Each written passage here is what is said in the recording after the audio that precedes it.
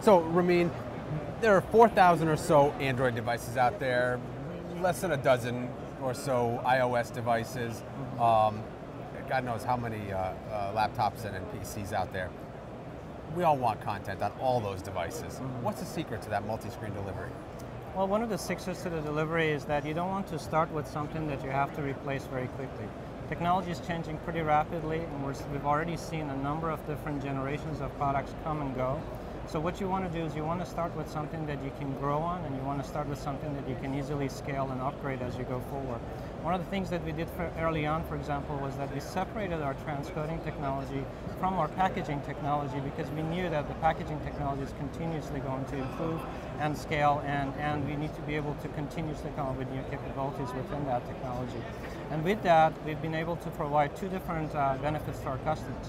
One is that we have a chassis-based transcoding solution, which you can put in different types of modules, and each one of those modules brings in new capabilities and new capacities to the customers. We also have a packaging device that can provide a number of different functions, and we can continuously add new functionalities. For example, the MPEG dash support that we just added, or the ability to be able to transcode and or package both VOD as well as live video into 4 different types of devices. Now, for the operator, what's the benefit of using your technology?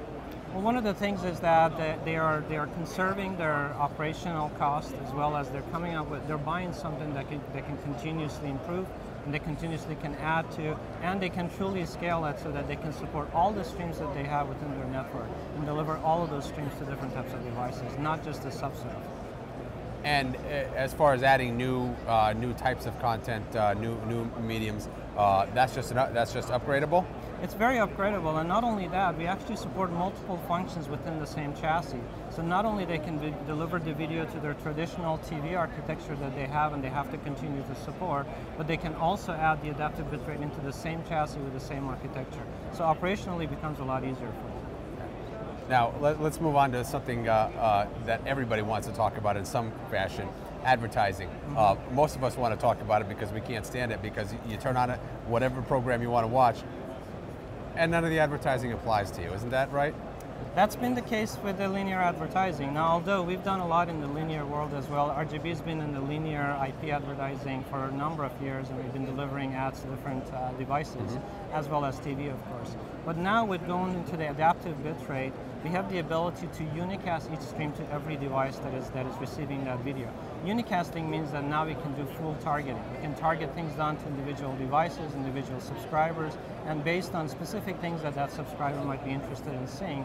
So therefore, you're much more likely to want to actually see that ad rather than fast forward. Now, what kind of things would you target around?